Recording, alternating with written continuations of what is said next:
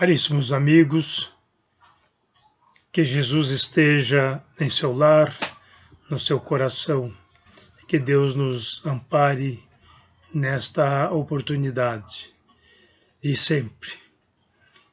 É muito bom estar com cada um que nos assiste, levando a nossa mensagem de amor, de esperança e de fé. Neste momento que estamos vivendo, que ainda ressentimos a situação da pandemia que engraça no nosso planeta, mas já esperançosos de estarmos na descendente. Em breve estaremos nos reunindo, estaremos nos abraçando como dantes. Levo a minha mensagem ao querido amigo, rogando ao Pai Celestial que ela possa transmitir os eflúvios de amor, as energias positivas e ajudar aqueles que porventura estejam necessitados. Procuramos sempre falar do Mestre Jesus. Jesus é o nosso guia e modelo, é o Espírito mais perfeito que Deus enviou ao mundo para servir ao homem de guia e modelo. É nele que nós nos miramos, embora ainda cometendo falhas, erros, mas procurando sempre acertar nas nossas atitudes. Somos espíritos imperfeitos, à busca da perfeição. É isto que nos anima, é isso que nos fortalece. Jesus não nos deixa só, porém é necessário que nós o busquemos. Hoje nós vamos falar sobre uma parábola que é intitulada A Parábola da Candeia. Eu vou ler, diz assim, está em Lucas, no capítulo 11, versículos 33 a 36. Ninguém, depois de acender uma candeia, a põe em lugar escondido, nem debaixo do alqueire, mas no velador, a fim de que os que entram vejam a luz. São os teus olhos a lâmpada do teu corpo, e os teus olhos, se os teus olhos forem bons, todo o teu corpo será luminoso. Mas se forem maus, o teu corpo ficará em trevas. Repara, pois, que a luz que há em ti não sejam trevas. Se, portanto, todo o teu corpo for luminoso, sem ter qualquer parte em trevas, será todo resplandecente, como a candeia quando te ilumina em plena luz. São 3 versículos, tão somente 4 versículos, melhor dizendo, que faz com que nós possamos refletir longamente acerca desses ensinamentos. Então, Jesus nos recomenda que não coloquemos a candeia, a luz, a lâmpada. A candeia, à época, era alimentada por azeite, por óleo. E ele recomenda que não a deixemos escondido debaixo do alqueire. Alqueire era uma vasilha que se mede grãos. Ainda no meu tempo de sítio, os antigos tinham o alqueire e utilizavam para a medida de grãos. Eu sempre falava, quantos alqueires você colheu? Eu colhi 5, colhi 10, colhi 20 alqueires de feijão, de milho, de arroz, o que fosse. Então, essa é a vasilha, esse é o recipiente. E Jesus diz assim, não coloque a vossa luz ou a vossa candeia debaixo do alqueire. Por quê? Porque sufocaria a sua luz. Mas coloca no candeeiro, em cima, para que aqueles que entrarem na sala sejam iluminados, né? Sejam iluminados, melhor dizendo. E aí nós ficamos pensando qual é a, a narrativa do Cristo em analogia à nossa vida. Ele fala de lâmpada realmente, com a luzerna que chama, que logo apaga, ou a nossa luz, aquele que procura a verdade e que a vive, se ilumina. E é esta iluminação que Jesus recomenda que não sufoquemos, não a escondamos. Isso significa que estejamos à disposição dos nossos amigos, semelhantes, irmãos, daqueles que convivem conosco e aqueles que possam, de alguma forma, ter a nossa mensagem, que seja ela a mensagem da verdade. Jesus nos recomenda, conhecereis a verdade e a verdade vos libertará. Por quê? Porque quando nós buscamos as informações, quando nós conhecemos e colocamos em prática este conhecimento, nós vamos nos libertando das amarras materiais. Então, essa liberdade é no sentido do arejamento mental e da independência das coisas que nos escravizam materialmente. O homem que conhece a verdade se liberta da ignorância. Então, a ignorância é o alqueire, nesta analogia do Mestre Jesus. Não coloquemos o nosso conhecimento sob a nossa ignorância, fazendo com que prevaleça a estupidez, o egoísmo, a inveja, o orgulho, as agressões, que eliminemos o espírito de violência que muitas vezes habita em nós e busquemos a verdade, que são as virtudes ensinadas pelo Mestre Jesus. Então, o que seria, então, essa luz, essa candeia? Seria o desprendimento. Nós procurando, mesmo vivendo no mundo, nos libertarmos do mundo. Jesus nos disse isto. Eu não venci no mundo, eu venci o mundo. Eis a diferença. Vencer no mundo, vencer o orgulho, vencer o egoísmo, vencer os melindres, vencer tudo aquilo que nos sufoca. Aí nós poderíamos ir lá na parábola do semeador. Quando prevalecem esses vícios, são os espinheiros que sufocam a semente da mensagem do Mestre Jesus. E ela não vinga. Até cria raízes, mas morre.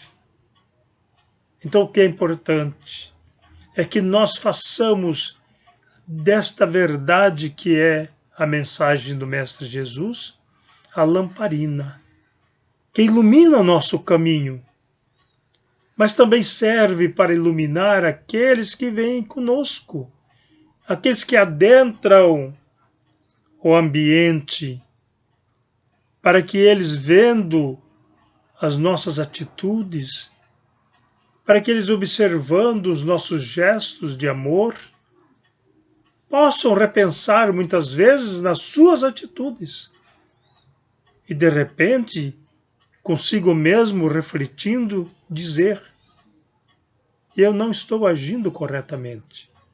Veja como fulano age. Que alguém lhe enche de impropérios e ele brandamente ouve, não revida. Não é covardia, A maior coragem é ser insultado e não insultar. Não é dar o reverso da medalha, no sentido bateu, levou. Não, mas é oferecer a outra face. Quando alguém nos agride, a outra face é a compreensão. Se alguém nos ofende, que muitas vezes nos magoa momentaneamente, mas apresentemos a outra face, que é o perdão.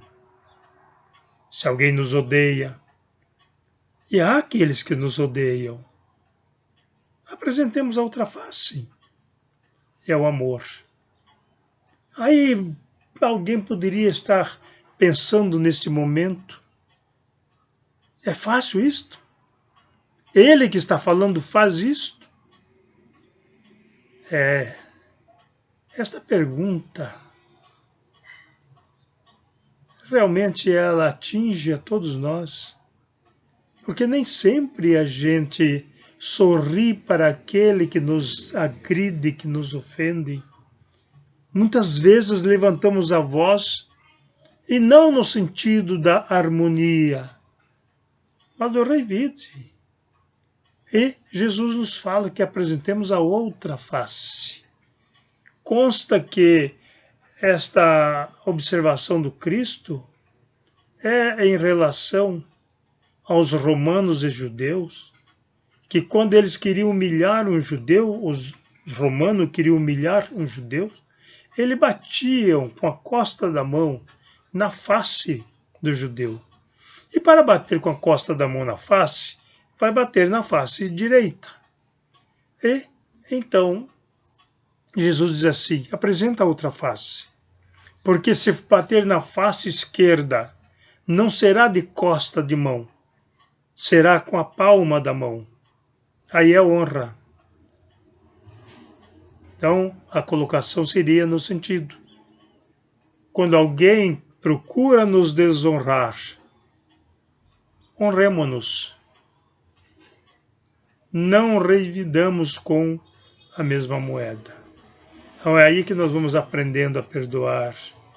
Se hoje achamos que é covardia engolir, amanhã nós vamos aprendendo que podemos digerir as ofensas. Às vezes alguém diz assim, eu não sou daqueles que leva desaforo para casa. E não seja mesmo. Não leve desaforo para casa. Porque se você chegar na sua casa com esses desaforos na mente e no coração, você vai se vingar nos seus familiares. E eles não merecem sofrer a consequência dos seus atos. Então não leve. Por isso Deus nos deu 2 ouvidos. Ouço por este, solto por este. Não levo para casa. Fica na rua onde nós escutamos. É assim que nós vamos aprendendo. Não, de repente, um dia nós ficamos constrangidos porque alguém nos agrediu, nos ofendeu. Outro dia nós vamos rir daquele que nos ofendeu, não rir da gozação, mas sorrir para ele e orar para que Deus o ampare, para que ele possa entender que não é agredindo que nós vivemos bem. Então, analisando esses pontos da luz, então nós da doutrina espírita aprendemos que a mensagem do Mestre Jesus, ela é primordial na nossa vida. Então, procuremos colocá-la em prática, eliminando os melindres. Isso, os espíritas não estão isentos. Nós não somos diferentes dos demais de outras religiões. Muitas vezes ainda nos melindramos, ainda nos magoamos, mas se nós formos analisando os ensinamentos de Jesus, nós vamos eliminando esses melindres. Se eu faço uma palestra e cometi algum equívoco, que um companheiro nosso que analisou este equívoco, após a palestra, nos procure. Você cometeu um erro. Você falou isto e não é assim. Muitas vezes nós ouvimos expositores falando. Jesus disse aos fariseus: vós sois deuses, podeis fazer o que eu faço e muito mais. Queridos amigos e irmãos, Jesus não falou isto. Quando os judeus querem apedrejá-lo pelas suas realizações, pelas obras, tal, ou porque ele dizia que era filho de Deus, ele pergunta aos judeus: por que querem me apedrejar?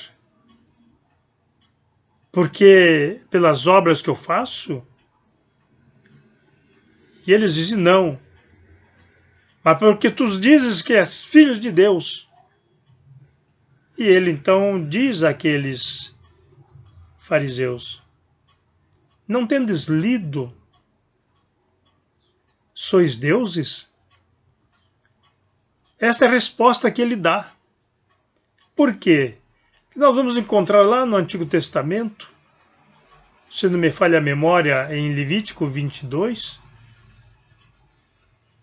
Eu, sinceramente, me fugiu agora, mas ou o Salmo 22, eu verei, mas outra oportunidade eu corrigirei, mas está lá, que os homens, né, os anciãos que faziam julgamento, eram chamados juízes, então, e eles se intitulavam deuses, porque eles julgavam.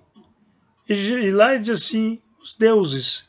Então Jesus diz: não tendes lido? Sois deuses?